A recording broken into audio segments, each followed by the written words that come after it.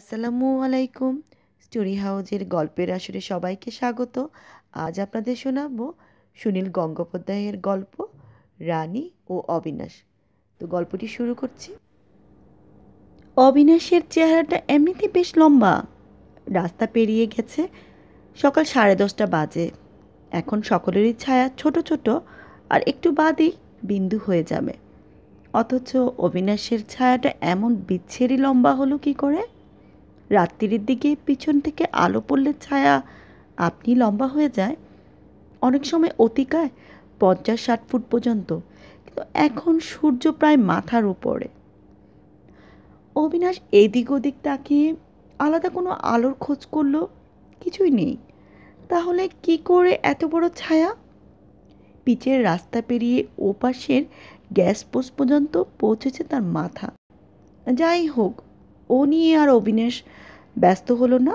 বিজ্ঞানের আবিষ্কার ফাবিষ্কার যত বেশি হচ্ছে, ততই অলৌকিকের সংখ্যা বেড়ে যাচ্ছে। সে ভাবল, ভারী ভারী বাসগুলো তার ছায়ার উপর দিয়ে চলে যাচ্ছে। অনেক ব্যস্ত মানুষ, রিক্সা, এমনকি ঠেলাগাড়িও চলে যাচ্ছে তার ছায়ায় বা কাঁধের ছায়া মারিয়ে। যাই হোক, ব্যথা তো আর লাগছে না। তবু অবিনাশ কয়েকবার সরে সরে দাঁড়ালো। প্রজাপতি রঙা ছোট ছোট মেয়েরা স্কুল ছুটির পর বেরিয়ে আসছে। অবিনাশ দ্রুত চোখ চালিয়ে দিচ্ছে ওদের মধ্যে একবার করে। না, সর্দারনীরা এখনো বেরোয়নি। মেয়েদের সাইজ ক্রমশ বড় হচ্ছে। কচি কচি মেয়েদের পর এখন আসছে ডাসা মেয়েদের। 1-2 থেকে ক্লাস 9-10-এর মেয়েদেরই ছুটি হয়ে গেল। এমনকি দু একটা মেয়ের চেহারা দেখে এখন আর ছাত্রী কি মাস্টারনি বোঝা যায় না। তবে চশমা পরা কালো ঠোঁটের দুজন শিক্ষয়িত্রী না হয়ে যায় না। এমন হতে পারে রানী আজ স্কুলে আসেনি, অথবা অন্য স্কুলের চাকরি নিয়ে চলে গেছে। কতদিন আগেকার শোনা খবরে এসেছে অবিনাশ। অথবা রানী হয়তো এখন আর চাকরি বাকরি করে না। ওর স্বামীর এতদিনে যথেষ্ট পদোন্নতি হবার কথা। অফিসারদের বউদের কি আর মাস্টারনি করলে চলে? কিন্তু অবিনাশ শেষ পর্যন্ত দেখে যাবে। আর মিনিট, এরপরই তো দুপুরের ছেলেদের স্কুল শুরু হয়ে যায়। সুতরাং আর বেশিক্ষণ নিশ্চিন্ত ভিতরে বসে থাকবে না রানী, যদি স্কুলে এসে থাকে। প্রথমে যেমন উড়োজাহাজের মাস্তুলটুকু দেখা যায়, তেমনি দূরে অবিনাশ দেখতে পেল রঙিন প্যারাসোল। একটি সুডোল হাত মুখ না দেখতে পেল অবিনাশ চিনতে পেরেছে ওই হাঁটার ভঙ্গিটা তার খুব চেনা।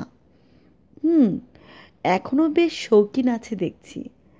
চমৎকার কায়দায় শাড়িটা পরেছে, ফুলাতা মিড ভিক্টোরিয়ান ব্লাউজ, শান্তিনিকেতনের চটি। স্কুলে কাজ করলে তো ওসব শখ বেশি দিন থাকে না। দিদিমণি দিদিমণি দেখাচ্ছে না, যা হোক, তবে একটু মোটা হয়েছে ঠিকই। অবিনাশ এগিয়ে গেল না, আরেকটা সিগারেট ধরালো। আগে চোখাচোখি হোক না। 8 ঘন্টার উপর অবিনাশ দাঁড়িয়ে আছে। লোকেরা কি তাকে লক্ষ্য করছে? পাড়ার ছোড়ারা না আবার আওয়াজ দেয়, যাকগে, বাসে উঠে পড়বে না তো টপ করে? রানী কিন্তু এদিকে তাকালো না। ছাতা বন্ধ না করে বাসের অপেক্ষায় দাঁড়িয়ে রইল। সুতরাং অবিনাশী এগিয়ে গিয়ে ঘুরে কোনো কথা না বলে ওর সামনে দাঁড়ালো। বলল, চিনতে পারো? এ কি, তুমি? রানী যেন খুব বেশি অবাক হয়নি, কিন্তু প্রকাশ্য রাস্তাতেই অবিনাশের হাত চেপে ধরল। এতদিনে মনে পড়ল অভাগিনীকে? একটু দয়া মায়া নেই শরীরে তোমার? মেয়েটা বেঁচে আছে কি মরে গেছে একটা খবরও নিলে না। সত্যি, কতদিন পর তোমাকে দেখলুম রানী। 5 বছর 8 মাস। অবিনাশ চমৎকৃত হয়ে গেল। রানী কি প্রতিটি দিন প্রতিটি মাস গুনছে নাকি? না টপ করে মুখে যা এলো তাই বলে দিল? পরে মিলিয়ে দেখতে হবে। শেষ কবে দেখা হয়েছিল? সেই আলিপুরের ট্রামে, না শশাঙ্কের বিয়ের সময়? না, যাকগে যাক। রানী ওর বাহু ছুঁয়ে আছে। অবিনাশেরও ইচ্ছে করলো রানীর কাঁধে হাত রাখে। কিন্তু এইভাবে রাস্তায় ওর ছাত্রী ফাত্রী বোধহয় দেখে অবাক হবে। থাক, তুমি কেমন আছো রানী? ভালো নেই। তোমার জন্য সবসময় মন কেমন করে, বলেই রানী হেসে ফেলল। তারপর হাসতে হাসতে দুষ্টুমির হাসি গোপন করতে না পেরে বলল, বিশ্বাস হলো না তো? সত্যিই কিন্তু হেসে ফেলল। কি হবে তোমার জন্য খুব মন কেমন করে? থাক, আর ইয়ার্কি করতে হবে না। শরীরটা নষ্ট করলে কেন? এরকম মোটা হতে হয়? কীরকম সুন্দর ফিগার ছিল তোমার, এখন অত বড় বড়।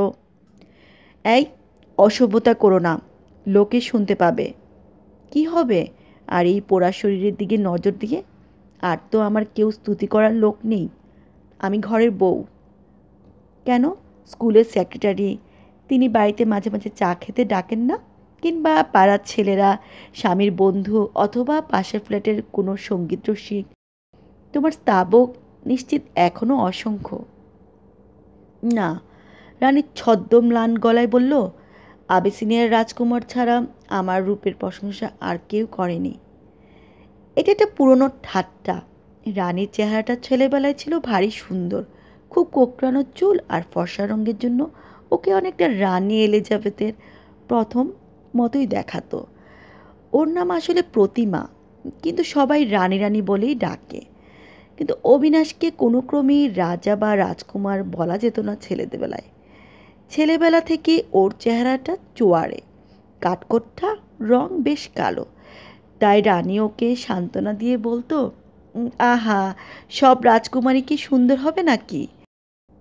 আফ্রিকার রাজকুমাররা যত বড় রাজার ছেলেই হোক না, কালো কুচিত তো হবেই।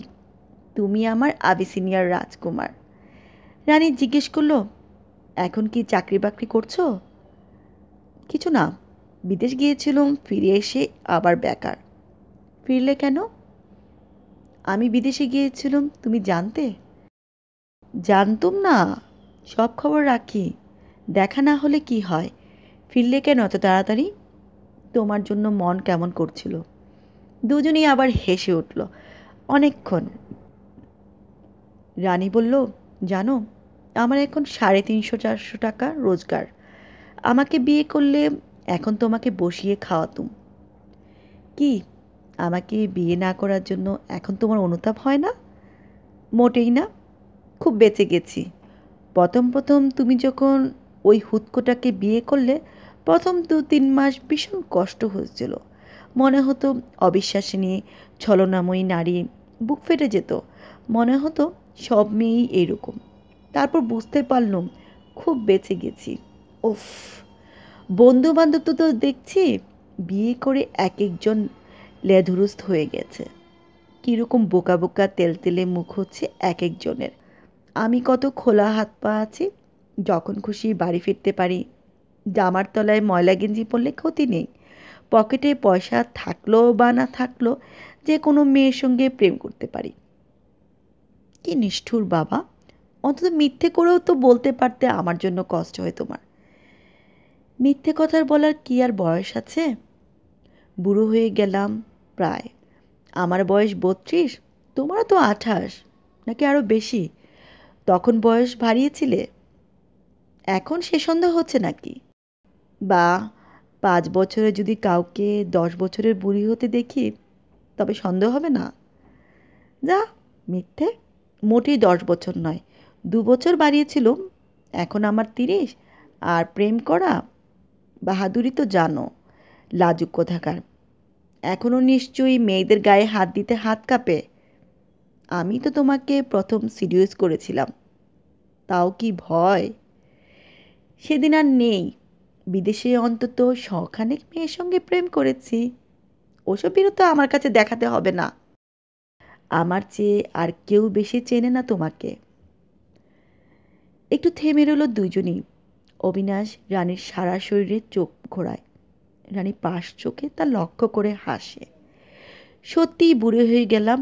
স্কুলে যখন মাস্টারনি সেজে বসে থাকি গম্ভীর হয়ে, এক এক সময় কীরকম হাসি পায়। জীবন কাটিয়ে দেওয়া তাহলে এত সহজ? কালকে জানো, একটা মজার ঘটনা ঘটেছিল। ক্লাস 10-এর মেয়েরা একটা কাগজ গোপনে চালাচালি করছিল। আমি ধরে ফেললুম প্রেমপত্র। একজন লিখেছে, বাকিরা সেটা কপি করে নিচ্ছে। খুব বকুনি দিলুম। আসলে কিন্তু মনে মনে খুব খুব হাসছিল। বেশ লিখেছে। আমারও কপি করে নিতে ইচ্ছে করছিল। এক জায়গায় কী লিখেছে জানো? তোমার জন্য আমার বুকের মধ্যে ব্যথা করে, যেন অসম্ভব জ্বর হয় আমার। কীরকম অসভ্য!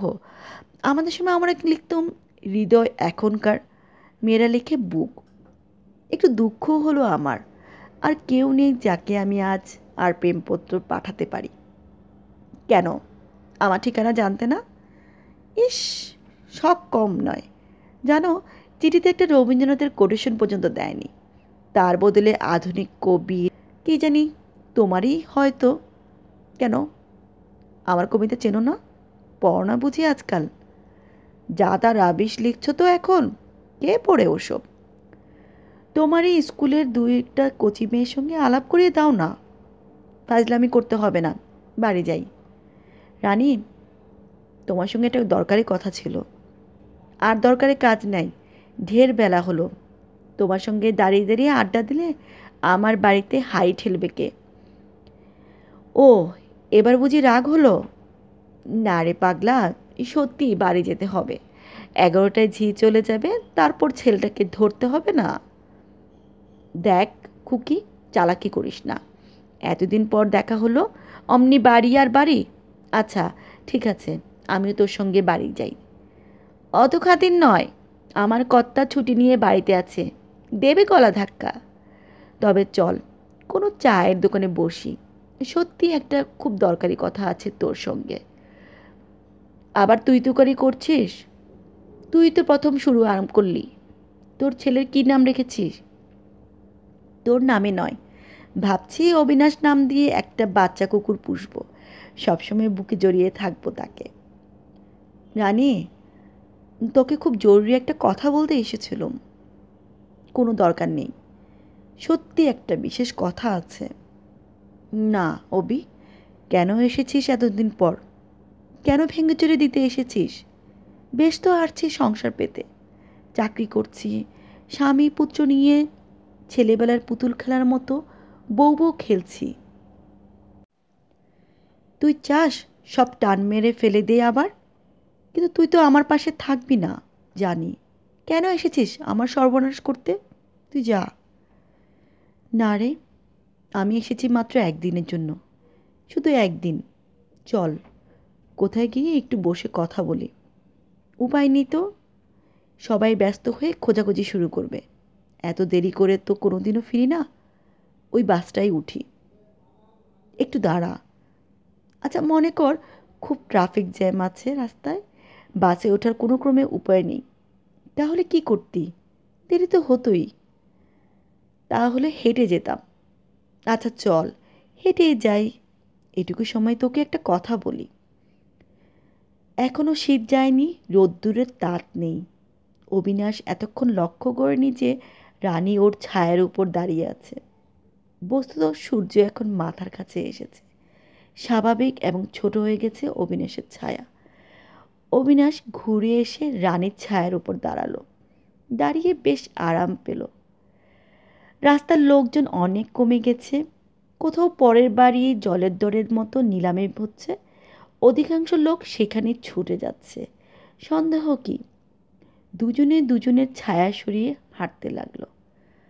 রানী ওর রঙিন ছাতাটা অল্প অল্প দোলাচ্ছে। অবিনাশ ওর সুন্দর কারুকাজ করা হাত ব্যাগটা টেনে নিয়ে বলল, দেখি কি আছে। ঠোঁট উল্টে রানী বলল, কিছুই নেই। কি আর থাকবে, বাড়ি থেকে স্কুল আর স্কুল থেকে বাড়ি যাই। কটা খুচরো পয়সা আছে। ভেবেছিলাম কটা টাকা চুরি করব। একসময় তো অনেক চুরি করছো বাপু। তা সত্যি, অনেক টাকা নিয়েছি তোর কাছ থেকে রানী। কেন আজ দেরি করিয়ে দিলি? এতক্ষণে কবে বাড়ি পৌঁছে দিতাম। সত্যিই তোর ইচ্ছে করছে না আমার সঙ্গে থাকতে? একসময় তো আমার সঙ্গে দেখা করার জন্য ছটফট করতি। ছেলেবেলায় ওরকমই হয়। আগে তো বৃষ্টির জন্য ছটফট করতাম, এখন বৃষ্টি পড়লে বিরক্ত লাগে। অবিনাশ হঠাৎ গম্ভীর গলায় ডাকল, রানী। রানী তখনই জল কুলকুচি করার মতো হেসে পড়ল। এবার বুঝি বোকা বোকা প্রেমের কথা শুরু করবি? খবরদার, এখন আর কচি খুকুটি নেই যে ভোলাতে পারবি। কবে বা তোকে ভোলাতে পেরেছি? ছেলেবেলা থেকেই তো তুই পাকা একটি। প্রেমের কথা তো তুই আমায় শিখিয়েছিলি। তোর উপরের ঠোঁটে পাতলা পাতলা ঘাম জমেছে। খুবই ইচ্ছে করছে একটা চুমু খাই। এতক্ষণ কথা বলছি, অথচ একটাও চুমু খাইনি তোকে। এরকম আগে কখনো হয়েছে? তবে আর কি, রাস্তার মধ্যেই শুরু কর, হাজারটা ক্যামেরায় ছবি উঠুক। ওই জন্যই তো বলছিলুম কোথাও গিয়ে বসি। ইস, কোথাও বসলেও যেন দিতাম আর কি। এখন থেকে কোথাও বসলে আমরা বসবো টেবিলের দুপাশে। দেখিস চেষ্টা করে, তোর স্বামী যখন থাকবে না, দুপুরে একদিন বাড়িতে গিয়ে হাজির হব। শাশুড়ি থাকে, থাকুক। শাশুড়ি যেদিন গঙ্গায় স্নান করতে যাবে, আমি তককে তককে থাকবো। আমি দরজায় খিল দিয়ে থাকি, খুলবো না। কেন খুলবো? তুই আবার কে? আমি জলের পাইপ বেয়ে উঠব। কেন? তুই আমার কে?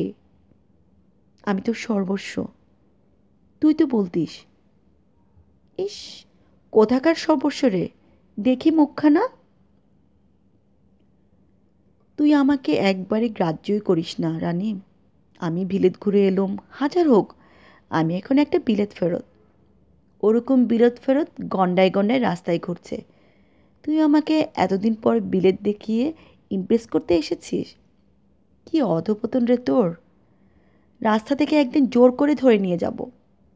চেষ্টা করে দেখে, আমার গায়ে এখনো জোর আছে। তাছাড়া এমন চেঁচাবো যে রাস্তার হাজারটা লোক এসে গাঁটটা মেরে তোর মাথা ফাটিয়ে দেবে। বেশ হবে। ওসব লোকফোক আমাকে দেখাসনি। আমি অবিনাশ মিত্তির, ছেলেবেলা থেকেই গুন্ডা।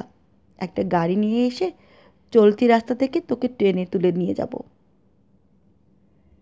নিয়ে গিয়ে কি করবি? তোর পায়ের তলায় আমার মুখ ঘষবো। রানী হঠাৎ থেমে গিয়ে বলল, এখনই ঘষ না, এই যে দাঁড়িয়েছি, লোকে দেখুক, ক্ষতি নেই। তারপর তোর মুখও ঘষবো আমার পায়ে। তার দরকার নেই। তোর ওই কুৎসিত পা জোড়া সবসময় রাখা আছে আমার বুকের মধ্যে। ও, রানী সেনালও রোমান্টিক হতে জানে? সেনাল নয়, রায়চৌধুরী এখন। পরস্ত্রী মনে থাকে না বুঝি? বাহ, পরস্ত্রী! আয় না রানী, আমরা লুকিয়ে অবৈধ প্রেম করি। পরকীয়া প্রেম খুব ফার্স্ট ক্লাস জিনিস। অবৈধ প্রেমে যদি করব, তবে পুরনো প্রেমিকের সঙ্গে কেন? আমি বুঝি নতুন একজন জোগাড় করতে পারি না? করেছিস নাকি এর মধ্যেই? অবিনাশ রানীর ছাতার একটা খোঁচা খেল। ছাতার বাটের নিচে কাদা খেলছিল। অবিনাশের জামায় একটা গোল দাগ পড়ল।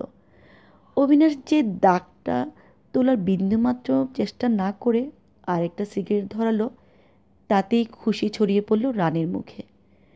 ঈশ্বরের রাজত্বে কে কিসে খুশি হয় বোঝা যায় না। খুশি হয়ে রানী বলল, আজকাল এত বেশি সিগারেট খাস কেন? তুই খাবি নাকি? আগে তো দুই একটা খেয়েছিস। হ্যাঁ, আমি পরপুরুষের সঙ্গে দিনের বেলায় সিগারেট ফুঁকতে ফুঁকতে রাস্তা দিয়ে যাই, তাহলে আর আমার বাকি থাকেটা কি? অবিনাশ একটু চুপ করে রইল। তাকিয়ে দেখল ওদের ছায়াটা কোথায় অদৃশ্য হয়ে গেছে। এমন বিশ্রী রাস্তা, কোথাও একটা গাছ পর্যন্ত নেই যে ছায়া পড়বে। নিছক রোদ্দুর, কোনো মানেই নেই। সিগারেটের জোরে টান দিয়ে অবিনাশ বলল, সত্যি রানী, আমরা অনেক দূরে সরে গেছি। অথচ মাত্র ৬-৭ বছর। তোর মুখ থেকে পরপুরুষ শব্দটা কিরকম অদ্ভুত শোনালো, যেন একটা বিদেশি শব্দ। যেন আমি একটা লৌহ মানব, হাতে তলোয়ার নিয়ে তোর পাশে দাঁড়িয়ে আছি। অথচ মনে আছে প্রত্যেক দিন সকালে তুই যখন কলেজে যেতি? থাক পুরনো কথা, আমি ভালো আছি অবিনাশ। আমিও খুব ভালো আছি, বিশ্বাস কর। আমিও কোনো দুঃখের কথা বলতে আসিনি। রাস্তাটা উঁচু হয়ে উঠে গেছে, ব্রিজের উপর দিয়েও হাঁটা পথ আছে। নিচ দিয়েও আছে একটা সরু কাঠের রাস্তা। ওরা নিচ দিয়েই গেল। রেলিং ধরে দাঁড়ালো দুজন। নোংরা জলে অল্প স্রোত। অবিনাশ ওর সিগারেটের টুকরোটা ফেললো জলে। ব্রিজের নিচ দিয়ে ভেসে গেল। রানী একেবারেই জল ভালোবাসে না। অবিনাশ রানীকেই পৃথিবীর একমাত্র মেয়ে জানে, জলের প্রতি যার বিন্দুমাত্র আসক্তি নেই।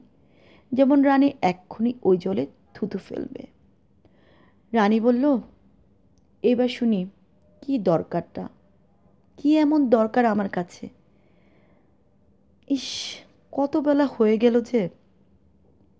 অবিনাশ জানতো রানী এইবার ও কথা বলবেই, কিন্তু অবিনাশ দ্বিধা করছে। ঠিকই কীরকমভাবে আরম্ভ করবে বুঝতে পারছে না। রানী ওর দিকে দুটো সম্পূর্ণ চোখ তুলে বলল, কি?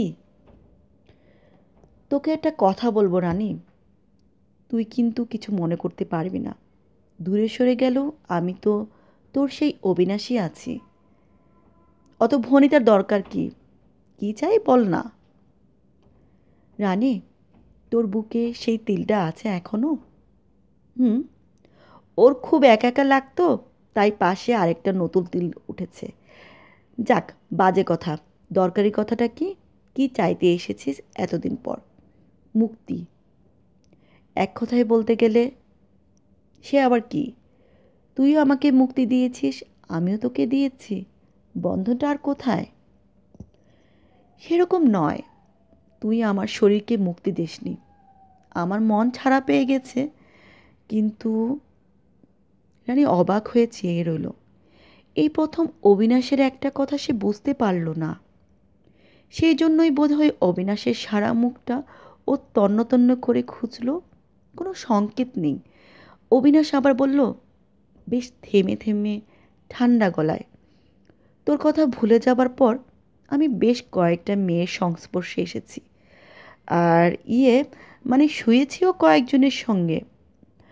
কোথাও তৃপ্তি পাইনি ঠিক। কেন পাইনি জানিস? সবসময় মনে হয়েছে সত্যিকারের রহস্য যেন তোর শরীরেই লুকিয়ে আছে। তোর শরীর তো আমি জানি না। এবার আমি বাড়ি যাই। না, না, শুন, আমার পক্ষে খুব জরুরি কথা। আমার জীবন মরণ সমস্যা। আমার পুরো ছেলেবেলাটা কেটেছে তোর সঙ্গে। তোর কথা, হাসি, পাগলামি, শরীরের গন্ধ, অর্থাৎ যা কিছু ফেমিনিন তার স্বাদ আমি তোর কাছেই পেয়েছি। তোকে মনে হতো একটা রহস্যের সিন্ধু। তোকে চুমু খেয়েছি, তোর জামার বোতাম খুলে বুকে মুখ চেপে ধরেছি। কি অসম্ভব উথাল পাথাল করতো তখন মাথার মধ্যে। ছেলেবেলায় সকলের যা হয় আর কি। কিন্তু কোনোদিনও তোর সঙ্গে শুইনি, সাহস পাইনি। ভাবতাম অতখানি আমার সইবে না। ওই অসম্ভব মাধুর্য আমাকে পাগল করে দেবে। আমি টুকরো টুকরো হয়ে যাব। এইসব আর কি? এখন দেখ কত বদলে গেছি। চোয়ালের কাছে শক্ত দাগ পড়েছে। প্রেম ফ্রেম গুছে গেছে মন থেকে। মদ খেতে শিখেছি খুব। মেয়েদের এখন অন্যভাবে চাই, অর্থাৎ মেয়েদের জানতে দিতে চাই না ওদের কাছ থেকে আমি কতখানি পাচ্ছি। খুব গোপনে ওদের একদম বুঝতে না দিয়ে আমার যেটুকু বিষম দরকার আমাকে দিতেই হবে। ওরা ভাববে বুঝি সাধারণ কাণ্ড কারখানাই হচ্ছে। আসলে কাক যেমন কোকিলের ছানাকে পালন করে না, জেনে, তেমনি মেয়েরা সম্পূর্ণ নিজেদের অজ্ঞাতসারে ওদের শরীরটা পুষে রাখে। কিছুই মানে বুঝে না শরীরের। আমি চাই ওরা না জেনে আমাকে একটা দুর্লভ জিনিস দিয়ে যাবে। ওদের কোনোদিনও বলবো না। কিন্তু মুশকিল হচ্ছে এই, আমি সম্পূর্ণ পাচ্ছি না কখনো। সবসময় মনে হয় কিছু বাকি থেকে যাচ্ছে। একটা সম্পূর্ণ মেয়েকে কখনো পাইনি। তখনই তোর কথা মনে পড়ে। তোর কত কী তো আমি জানি, প্রায় গোটা জীবন, কিন্তু আমি তোর সম্পূর্ণ শরীর জানি না। তাই মনে হয় সমস্ত রহস্য বা তৃপ্তি লেগে আছে তোর শরীরে, আমার জীবনের প্রথম নারীর কাছে। মানে, তুই কিছু মনে করিস না তো? আমি অন্য মেয়ের সঙ্গে শুয়েছি এ কথা বললুম বলে? তুইও তো মনে হয় তোর স্বামীর সঙ্গে শুছিস। আমি কিছু মনে করিনি। তুই নিশ্চয়ই আশা করিসনি আমি সারা জীবন তোর বিরহে ব্রহ্মচারী হয়ে থাকবো। বয়ে গেছে আমার মনে করতে। যাক, এসব প্রলাপ শুনে আমার লাভ কি? আমি কি করব? তুই বুঝতে পারছিস না রানী, তোর উচিত আমাকে সাহায্য করা। কীরকম সাহায্য? আমার কাছে কি চাইছিস? একটি দিন। তার মানে? আমি তোর সঙ্গে একবার, তাতে কি লাভ হবে আমার? আমি নিঃসন্দেহ হতে চাই যে আসলে তুইও খুব সাধারণ, অন্য মেয়েদেরই মতো। তোর শরীরে কোনো আলাদা রহস্য নেই। তোকে হারিয়ে অন্য মেয়েকে পেলেও আমি আসলে একটি সম্পূর্ণ মেয়েকেই পাবো। তার বেশি কিছু পাবার নেই। রানী হঠাৎ চোখ দুটো খুব নিচু করল, যেন ওর চোখ দুটো একেবারে ঢুকে গেল মুখমণ্ডলের মধ্যে। কপালের নিচে আর কিছু নেই, সাদা। সেরকমভাবেই বলল, অসভ্য, ইতর কথাকার। অবিনাশ ভীষণ অবাক হয়ে গেল। একটু দ্বিধা করে আলতোভাবে রানীর কাঁধে হাত রেখে বলল, এ কি রানী, তুই রাগ করেছিস? আমি কিন্তু তোকে আঘাত করার জন্য বলিনি। আসলে ভেবে দেখ, আমরা দুজনেই তো খুব সাধারণ, অন্যদেরই মতোই। আমি শুধু নিঃসংশয় হতে চাই। রানী ফুঁসে উঠে বলল, না, আমি সাধারণ নই, আমি অসাধারণ। এটা তোর ছেলে মানুষই। আমাদের এত বয়স হলো, এখন তো আমরা জানি তোকে না পেলে আমি সবটুকু রহস্য পাবো না। এ কি সম্ভব নাকি? হ্যাঁ, তাই। তুই যেখানে যা, তুই তৃপ্তি পাবি না। তোর প্রাণ একটা কৌটো ভরা ভ্রমণের মতো আমার কাছেই থাকবে। আমি তোকে মুক্তি দেব না। ওসব কিছু না রানী, জীবন অন্য রকম। মানুষ বিষম ভুলে যেতে পারে, অনেক বদলে যেতে পারে। তুই একবার। তারপর আমার কি হবে? একজন মাত্র মানুষের কাছেও আমি অসাধারণ থাকবো না? অভি, তোকে তো আমি সম্পূর্ণ পাইনি। একদিন পেয়ে যদি দেখি তুইও সাধারণ, আমার স্বামীর মতো, তাহলে আর জীবনে কি রইল? তোকে দেখলে এখনও আমার বুক কেঁপে ওঠে। আজ প্রথম দেখে ভীষণ রক্ত ছলাৎ করে উঠল। যদি দেখি তুইও, তাহলে আমার এই চাকরি করা, স্বামীর সংসার, ছেলে মানুষ করা সবই ব্যর্থ হয়ে যাবে না? আমার আর কি থাকবে তাহলে? আমার একটিও না দেখার স্বপ্ন থাকবে না। একজনের কাছে অন্তত রানী হয়ে থাকবো না? আমার জীবনে থাকবে না একজন অদেখা রাজকুমার, আমার আবেসিনিয়ার রাজকুমার? না অবি, আমি সব কিছু জানতে চাই না। তুই দূর হয়ে যা। কিন্তু জানাই তো ভালো, নিশ্চিত হবার মতো এমন তৃপ্তি আর নেই। জীবন শেষ রক্ষার আগে জেনে যেতে হবে জীবনে আমার কি কি প্রাপ্য ছিল। রহস্যের ভাবনায় কাটানো খুব উচিত। তুই আর আমার সামনে আসিস না, কোনো দিনও না। সবচেয়ে ভালো হয় তুই যদি এখন মরে যাস, তাহলে তোকে জেনে ফেলার কোনো ভয়ই আর থাকে না। তাহলেই তোকে আমি চিরকাল ভালোবাসতে পারবো। তুই ভুল করছিস। ওকে ভালোবাসা বলে না রে। কি দরকার ভালোবাসার? ভালোবাসা ছাড়াও জীবন খুব সুন্দর কেটে যেতে পারে। বড় কথা হলো জানা, যদি তোকে, আমি তোকে আর সহ্য করতে পারছি না অবিনাশ। তুই আমার চোখের সামনে থেকে সরে যা। তোর চোখে আমি ফের পাগলামি দেখতে পাচ্ছি। তোর জন্য আমার মায়া হয়। পাশ দিয়ে সমস্ত লোক হেঁটে যাচ্ছে, তারা কিছুই বুঝতে পারছে না। এমন শান্তভাবে কথা বলছে রানী, কিন্তু ওর মুখের একটা সামান্য রেখা দেখেও বোঝা যায় ও দাঁড়িয়ে আছে ক্রুদ্ধ বাঘিনীর মতো। অবিনাশ সত্যি বুঝতে পারছে না হঠাৎ রানী কেন এমন রাগ করলো। রানীর উপর ওর জোর ছিল কত, কত হুকুম করেছে এক এক সময়। ওর কথায় রানী একবার এক হাত চুল কেটে ফেলেছিল নিজের। কলেজের মাইনে টাকা দিয়ে দিয়েছে অবিনাশকে, আজ একটা সামান্য কথায়। অবিনাশ বলল, আমি ঝোঁকের মাথায় বলছি না রানী, অনেক ভেবেচিন্তে এসেছি। আমরা দূরে সরে গেছি, কিন্তু আমাদের শারীরিক মুক্তি হয়নি। তোর সংসার আমি নষ্ট করতে চাই না মোটেই। আমাদের জীবনে আলাদা হয়ে গেছে, আমরা দূরে দূরেই থাকবো, কিন্তু তার আগে হঠাৎ অবিনাশ দেখল রানী চলতে শুরু করেছে। পিছনে ফিরল না, যেন ও একাই চলে যাবে। কী ভেবে অবিনাশ ওকে ডাকতে গিয়েও ডাকল না। মনে মনে আন্তরিকভাবে বিদায় জানালো রানীকে। ওখানে দাঁড়িয়ে ও আরেকটা সিগারেট ধরালো। একা একা কিছু না ভেবে সিগারেট শেষ করলো। সত্যি সেইটুকুই সময় ওর কিছু মনে পড়ল না। রানীর কথা তো নয়, সম্পূর্ণ সাদা মন। ও নিচের ময়লা জলের স্রোত দেখল, পকেটে হাত দিয়ে একবার খুচরো পয়সাগুলো গুনে দেখল অনাবশ্যক। তারপর একটা ট্রামের টিকিট পাকিয়ে কান খুঁজতে খুঁজতে রানীর জন্য হঠাৎ ও খুব চিন্তিত হয়ে পড়ল। আমি কি রানীকে অপমান করলুম? আমি তা মোটেই চাইনি। আসলে যত বয়স বাড়ছে রানী ততই ছেলে মানুষ হয়ে যাচ্ছে। আবার বছর 5 বাদে রানীকে এই কথা বুঝিয়ে বলা যায় কি না অবিনাশ পরে ভেবে দেখবে। সুনীল গঙ্গোপাধ্যায়ের রানী ও অবিনাশ গল্পটি এখানেই শেষ হলো। গল্পটি কেমন লেগেছে আপনারা কমেন্টের মাধ্যমে জানাবেন। আর যদি ভালো লাগে একটা লাইক অবশ্যই দিবেন। আজ তাহলে এখানে রাখছি। আল্লাহ হাফেজ।